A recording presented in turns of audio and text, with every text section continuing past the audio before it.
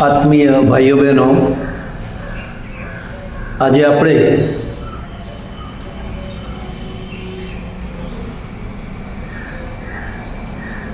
સુખ સુવિધાઓ કરતાં, સાધનો કરતાં સદગુણોની જરૂરિયાત વધારે છે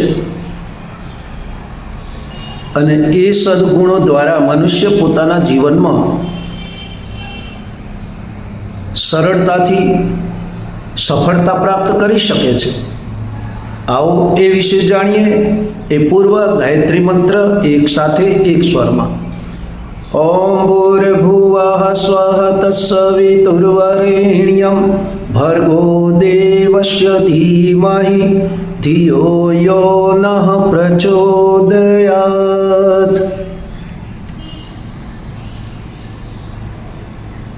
साधन भरे पड़े हैं पर साधना नहीं है, भगवान तो वही है पर आराधना नहीं है। भाइयों बहनों, આજે મનુષ્યની પાસે સુખ, સાધનો, સુવિધા, સગવડોની કોઈ ખોટ નથી।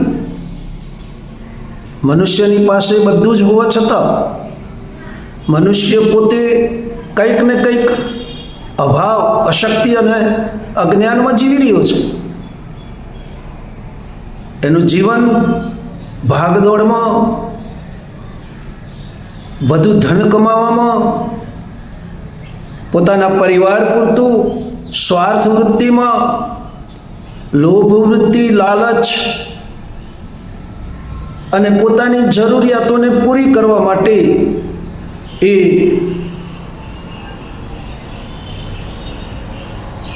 ન કરવાના કામો પણ કરી શકે છે। ત્યારે પ્રશ્ન એ ઊભો થાય કે આ બધું હોવા છતાં મનુષ્યના જીવનમાં શાંતિ ક્યારે આવે?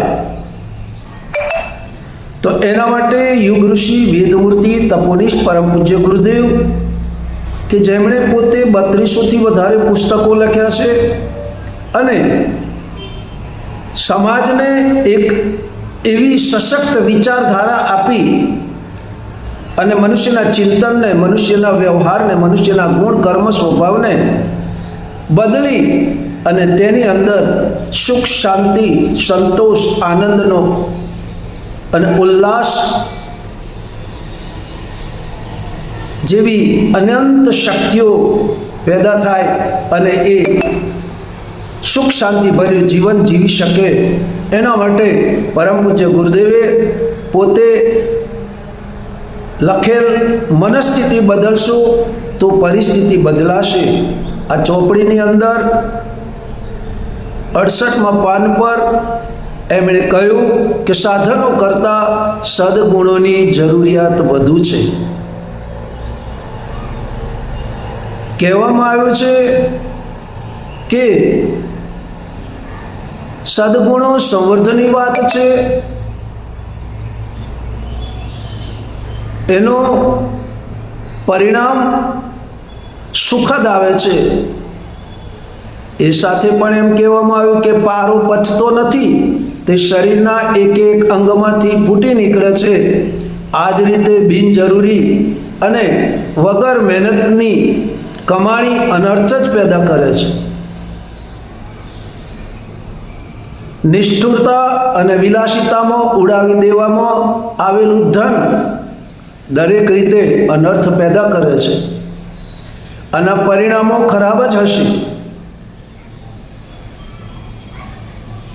ખુલ્લા તેજાબ અને બળતી આગને કોઈ કપડામાં લપેટતું નથી।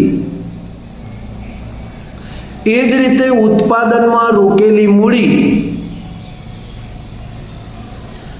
સિવાય પોતાના વ્યક્તિગત ખર્ચ માટે મોજ શોખમાં વેડફી દેવામાં વધારાનો સંગ્રહ કરવો જોઈએ નહીં। મહેનતપૂર્વક ઈમાનદારીથી કમાવવું અને તે ધનને સદકાર્યમાં વાપરવું એ જ મનુષ્યનું શાણપણ છે। મનુષ્ય પોતે જ્યારે પોતાના જીવનમાં જીવનના મહત્તા સમજી અને જ્યારે એમ વિચારે કે મારે મારા માટે, મારા પરિવાર માટે જરૂરિયાત પૂરતું આજીવિકા ચલાવવા માટે મહેનત પુરુષાર્થ કરી અને બાકીનો સમય, બાકીનું બચેલું ધન એ લોક કલ્યાણ માટે, સમાજ કલ્યાણ માટે, સંસ્કૃતિના ઉત્થાન માટે, ધર્મના રક્ષણ માટે, દુઃખી પીડિત માનવતાના કલ્યાણ માટે જો એનો સદુપયોગ કરવામાં આવે તો એમ કહેવામાં આવે છે કે સાધનો કરતાં આપણા સદગુણોની જાગૃતિ થાય છે. આપણા દેશમાં ધનવાનો, વિદ્વાનો, સમર્થો અને કલાકારોની ખોટ નથી. દેશમાં ગરીબો તથા અશિક્ષિતોનો મોટો વર્ગ છે.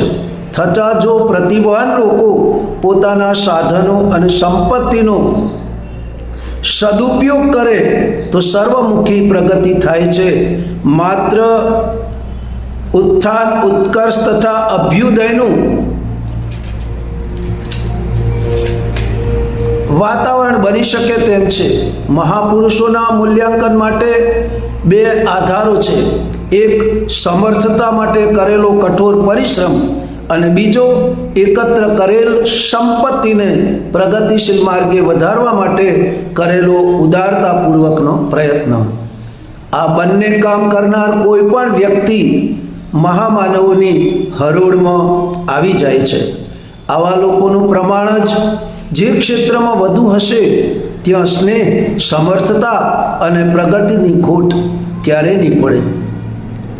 શું આવતી સદીમાં ઉજ્જવળ ભવિષ્યની આશાનું નિર્માણ કરવા માટે સંપત્તિ એકત્રિત કરવી પડશે? કેવા પ્રકારની સમૃદ્ધિ મેળવવી પડશે? કેવા પ્રકારનું આયોજન અને વ્યવસ્થા તંત્ર ગોઠવવું પડશે? અત્યારે આ બાબતમાં વિચારવું ઉચિત અને જરૂરી છે. પણ એટલું તો ધ્યાનમાં રાખવું જ પડશે કે લોકોનો માનસિક સ્તર હલકો રહેશે. એમના દ્રષ્ટિકોણ, ચિંતન અને સ્વભાવ જો નિમ્ન સ્તરના હશે, દુરુપયોગ જો આ રીતે થતો રહેશે તો જે ઉપયોગી અને ઈચ્છિત છે તેને હજારો વર્ષો પછી પણ મેળવી શકાશે નહીં. સાધનોનું મહત્વ તો છે જ, પણ હંમેશા તે વ્યક્તિના સ્તરથી તો વધુ નથી જ. ગરીબ દેશમાં રહેતા લોકો હંમેશા નકામા જ હોય છે એવું પણ નથી. શરીરની રચના પણ બધામાં એક સરખી જ હોય છે.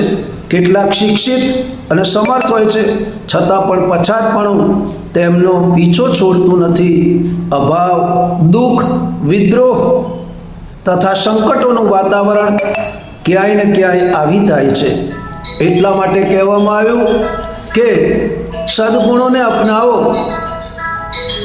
શ્રેષ્ઠતાનો ઉપયોગ કરો, શાલીનતાનો ઉપયોગ કરો, હસતી હસાવતી જિંદગી જીવો અને પરિસ્થિતિઓ સાથે તાલમેલ બેસાડી ઊંચા આશાવાદી વિચારોને જન સુધી પહોંચાડી અને દેશને શ્રેષ્ઠ બનાવીએ, સમૃદ્ધ બનાવીએ, સશક્ત બનાવીએ. એવા ભાવ સાથે ભાઈઓ બહેનો, આપને આ વાત ગમી હશે તો અમારા વિડીયોને લાઈક કરી, શેર કરી, સબસ્ક્રાઈબ કરી આપના મિત્ર મંડળમાં પહોંચાડી અમારી આ ચેનલને સપોર્ટ કરી અને વધારેમાં વધારે આવા ચિંતનશીલ વિચારોને આપની સમક્ષ રજૂ કરવાની તક આપશો એવા ભાવ સાથે નમસ્કાર.